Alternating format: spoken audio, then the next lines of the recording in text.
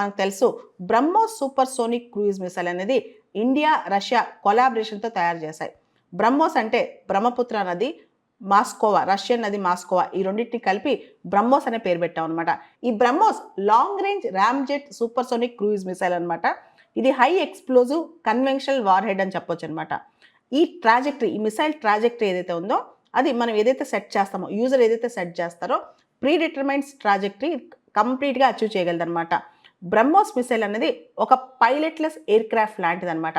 ఇది ఏ ప్లాట్ఫామ్ నుంచైనా లాంచ్ చేయొచ్చు. సబ్మరైన్స్ నుంచి లాంచ్ చేయొచ్చు, షిప్స్ నుంచి లాంచ్ చేయొచ్చు, ఎయిర్ క్రాఫ్ట్స్ నుంచి లాంచ్ చేయొచ్చు. దీని స్పీడ్ 2.8 మ్యాక్. బ్రహ్మోస్ యొక్క స్పీడ్ 2.8 మ్యాక్ అనమాట. Approximately 900 metres per second. దాదాపు 300 to 800 కిలోమీటర్స్, 300 నుంచి 800 కిలోమీటర్స్ రేంజ్ ఇది కవర్ చేయగలదన్నమాట. సో భారతదేశం బ్రహ్మోస్ని వాడింది, బ్రహ్మోస్ మిసైల్స్ని వాడింది అనమాట పాకిస్తాన్ ఎయిర్ బేసెస్ని న్యూట్రలైజ్ చేయడానికి. దీనికి సంబంధించి చాలా న్యూస్ వస్తుందన్నమాట. ఈ బ్రహ్మోస్ ఫెసిలిటీ అనేది మనకు చాలా క్రూషియల్. చాలా దేశాలు మన దగ్గర నుంచి బ్రహ్మోస్ కొనుక్కోవాలని ఆశిస్తున్నాయి. ఆల్రెడీ మనం ఫిలిప్పైన్స్కి డెలివరీ కూడా చేసాం. బ్రహ్మోస్ భారతదేశానికి ఉన్న ఒక స్ట్రాంగ్ మిసైల్ అని చెప్పొచ్చు.